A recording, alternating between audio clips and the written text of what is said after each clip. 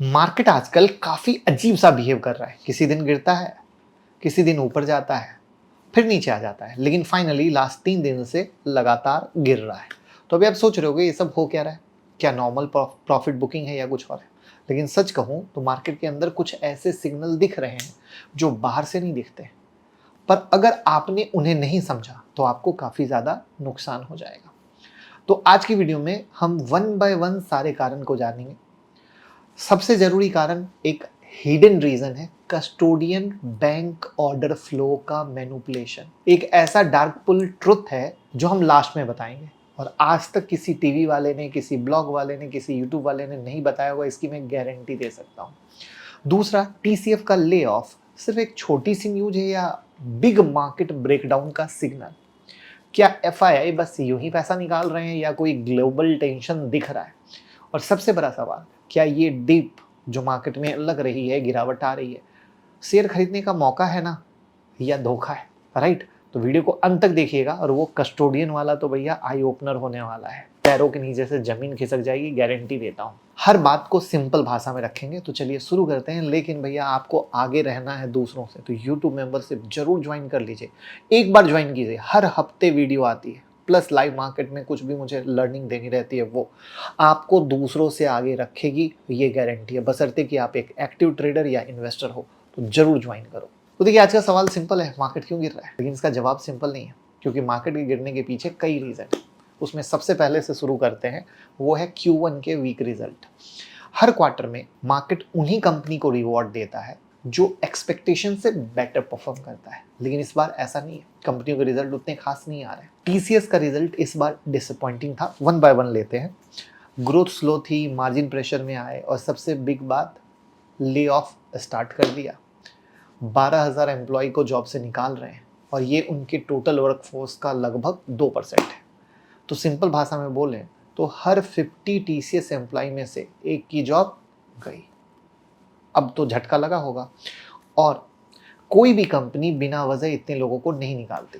जब कंपनी को लगता है कि फ्यूचर में डिमांड कम होने वाली है, तभी वो पहले से कॉस्ट कटिंग करते हैं, ना कि गले पे छुरी रख जाए तब। और जब कॉन कॉल में भी मैनेजमेंट फ्यूचर ग्रोथ का कोई क्लियर आइडिया नहीं देता है ना, तो समझ जाओ कि वो सेक्टर अब उतना गर्म नहीं है। तो यानी इन्होंने भी कुछ नहीं दिया, तो आईटी सेक्टर गर्म नहीं है।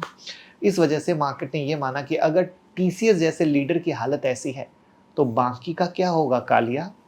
और इसलिए इन्वेस्टर ने पूरे आईटी सेक्टर में प्रॉफिट बुकिंग की, क्योंकि जब लीडर ही कमजोर हो तो पूरा सेक्टर ऑटोमेटिक प्रेशर में आ जाता है। और सिर्फ टीसीएस नहीं, कई एफएमसीजी, ऑटो, मेटल सेक्टर की कंपनी के नंबर भी कुछ खास नहीं है, जिसमें हम इसको दूसरे एग्जाम्पल से बताते हैं। बजाज फाइनेंस के Q1 रिजल्ट के बाद उनका स्टॉक लगभग 5% तक गिर गया, क्योंकि कंपनी के एमएसएमई लोन सेगमेंट में थोड़ा सा स्ट्रेस दिख रहा है।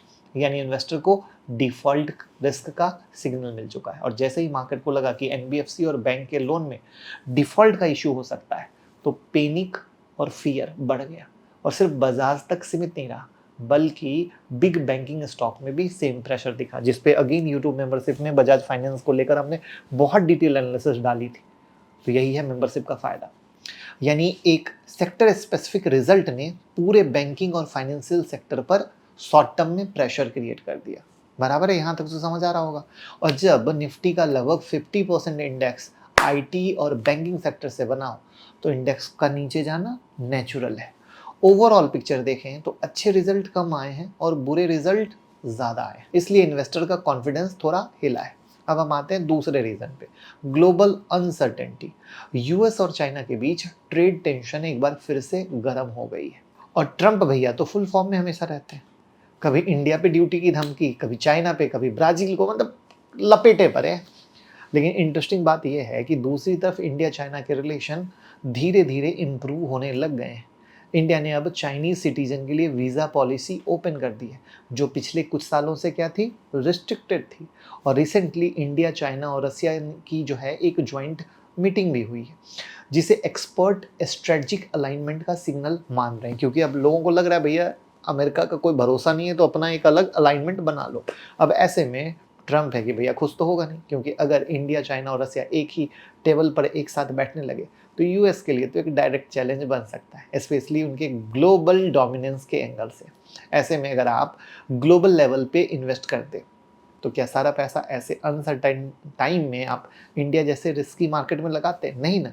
यानी जियोपॉलिटिकल का डायरेक्ट इम्पैक्ट आप मार्केट पे देख रहे हो। तो ओवरऑल ग्लोबल मार्केट का मूड काफ़ी निगेटिव है। अब तो यूरोप में भी पॉलिटिकल इनस्टेबिलिटी आ गई, इकोनॉमिक स्लो डाउन की वार्निंग आ रही है, जिसके कारण ग्लोबल पैसा हमारे देश में फिलहाल रुका हुआ है या निकाला जा रहा है, बराबर। अनसर्टेनिटी। तीसरा रीजन एफआईआई की स्ट्रॉन्ग सेलिंग। सिर्फ 2025 जुलाई में एफआईआई ने लगभग 1.43 लाख करोड़ की सेलिंग कर ली। ये कोई छोटी मोटी प्रॉफिट बुकिंग नहीं है, ये क्लियर दिखाता है कि बिग इन्वेस्टर फिलहाल इंडिया की यूएसए से बढ़ रही दूरियों से थोड़ा अलर्ट हो गए। और जब इतने बिग प्लेयर अपना पैसा निकालते हैं तो डायरेक्ट इम्पैक्ट नंबर पे दिखता है, स्पेशली लार्ज कैप और बैंकिंग सेक्टर पे। इंडेक्स तो वीक होता ही होता है, साथ में ओवरऑल सेंटिमेंट भी ब्रेक होते हैं। और इसी का कनेक्शन है मेरे उस हिडन ट्रूथ से, जिसको मैं लास्ट में बताऊंगा, जो मैंने कहा है, जो आपने कभी नहीं सुना होगा। चौथा रीजन है डॉलर और क्रूड प्राइस दोनों का हाई होना। डॉलर फिर से 86.5 के पार जा चुका है लगभग। और जब डॉलर स्ट्रांग होता है तो foreign investor mostly emerging market से पैसा हटाकर यूएस बॉन्ड में डाल देते हैं। दूसरी तरफ डॉलर प्राइस बढ़ने की वजह से क्रूड ऑयल इंपोर्ट करना भी महंगा पड़ता है। इंडिया जैसे नेट इंपोर्टिंग देश के लिए डॉलर का प्राइस बढ़ना एक टेंशन है, तो डॉलर प्राइस भी मार्केट के लिए प्रेशर क्रिएट करता है। क्लियर। पांचवा रीजन मिड कैप और स्मॉल कैप शेयर का प्रेशर में आना। जब मार्केट में तेजी होती है तो लोग मिड कैप स्मॉल कैप में ज़्यादा इन्वेस्ट करते हैं क्योंकि रिटर्न भी ज़्यादा मिलता है। लेकिन जैसे ही गिरावट आती है तो सबसे पहली सेलिंग यहीं शुरू होती है, और अभी हो भी रहा है। Nifty mid cap 100, small cap 100 दोनों ही अपने ऑल टाइम हाई से फिर से 8 से 10% नीचे आ गए। कई स्टॉक तो एक दो वीक में 20 से 25% गिर चुके हैं। एफआईआई का भी काफ़ी पैसा इस सेगमेंट में लगा था। अब जैसे ही सेंटीमेंट कमज़ोर हुआ तो लोग एग्जिट मार रहे हैं, और इसी वजह से मिड कैप और स्मॉल कैप में गिरावट ज़्यादा हो रही है, तो पूरे मार्केट पर घूम फिर कर इम्पैक्ट दिख रहा है, बराबर।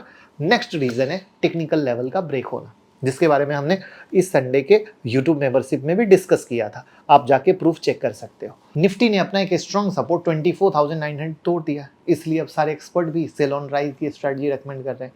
यानी अगर मार्केट थोड़ा भी ऊपर जाए तो लोग उसे बेचने का मौका समझ रहे हैं। टेक्निकल इंडिकेटर अगर आरएसआई एमएससीडी भी देखो तो बेरिश जोन में आ गए। तो जब फंडामेंटल और टेक्निकल वीक हो और चारों तरफ इसके बारे में बात हो तो सेलिंग प्रेशर बढ़ जाता है। नेक्स्ट रीजन है आईपीओ का बाढ़ आना। आजकल मार्केट में मतलब आईपीओ की सुनामी आ गई है। सिर्फ फाइनेंशियल ईयर 2026 के पहले 4 महीने में ही लगभग 80,000 करोड़ का आईपीओ आ चुका है। तो इस बात को सिंपल तरीके से समझो कि मार्केट में जितना पैसा आ रहा है उसमें से कहीं ज़्यादा पैसा आईपीओ मार्केट में जा रहा है। मतलब पब्लिक का पैसा जो पहले स्टॉक में लगता था वो स्टॉक से निकलकर आईपीओ में जा रहा है। आई बात समझ में। इसका नतीजा ये हो रहा है कि जो स्टॉक पहले प्रीमियम पे ट्रेड कर रहे थे उनमें प्रॉफिट बुकिंग हो रही है और पैसा आईपीओ की तरफ शिफ्ट हो रहा है। और सबसे ज़्यादा असर मिड कैप और स्मॉल कैप स्टॉक पे दिख रहा है, क्योंकि लिक्विडिटी सबसे पहले इन्हीं सेगमेंट से निकलती है। अब बात करते हैं हिडन फैक्ट की। Custodian bank order flow manipulation, एक डार्क पुल ट्रुथ। क्या है ये? मार्केट में बिग इंस्टीट्यूशन जैसे mutual fund, sovereign wealth fund और फॉरेन पेंशन फंड जब अपने बिग ऑर्डर एग्जीक्यूट करते हैं लाइक बाय और सेल, तो वो कस्टोडियन बैंक के थ्रू जाते हैं, जैसे JP Morgan, city bank, HSBC आदि आदि। ये कस्टोडियन बैंक इन ऑर्डर को इंटरनल डार्क पुल रूट में करते हैं, जहां ट्रेडिंग ट्रांसपेरेंट नहीं होती और वॉल्यूम डेटा या प्राइस मूवमेंट का रियल सिग्नल मार्केट को नहीं मिलता है। लेकिन जब कस्टोडियन बैंक को पता होता है कि अगले कुछ महीनों में 10,000 करोड़ का एफआईआई आउटफ्लो होने वाला है, तो वो अपने इंटरनल ट्रेडिंग डेस्क से फ्रंट रनिंग कराते हैं। मतलब पहले खुद सेल करके मार्केट गिरा देते हैं, फिर क्लाइंट के ऑर्डर लगाते हैं। तो ये एक तरह का लीगल इनसाइडर ट्रेडिंग है जो रिटेल इन्वेस्टर के लिए इनविजिबल होता है, दिखता नहीं है। रिटेलर को ये बता दिया जाए तो कॉन्फिडेंस जुट जाएगा। ये डेटा पब्लिकली अवेलेबल भी नहीं होता है, इसलिए सिर्फ इंस्टीट्यूशन ट्रेडर या एक्स एम्प्लॉय शेयर ट्रेड करते हैं क्लोज सर्कल में।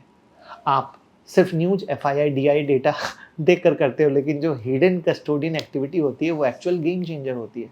जब आप देखते हो कि एफआईआई सेलिंग आई ही नहीं और मार्केट गिर गया, समझ जाओ कुछ अंदर ही अंदर बेचा जा चुका है।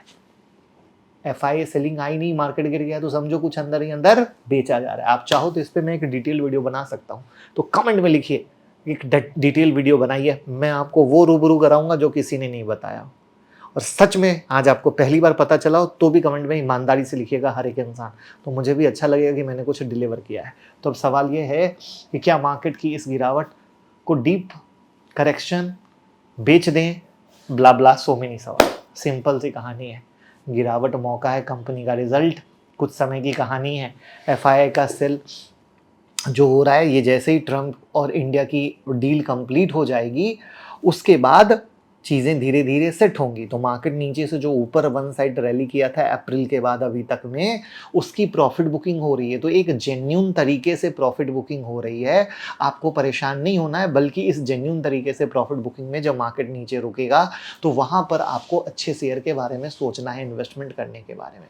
तो परेशान होना बंद कीजिए, बल्कि इस गिरावट को एक मौका देखिए, जो मैं यूट्यूब मेंबरशिप में बताऊँगा जैसे ही मौका लगेगा। बशर्ते आप जुड़े रहिए और आपको भी यहाँ बताते रहेंगे। और वीडियो को शेयर कर दीजिए, प्यार मोहब्बत देते रहिए।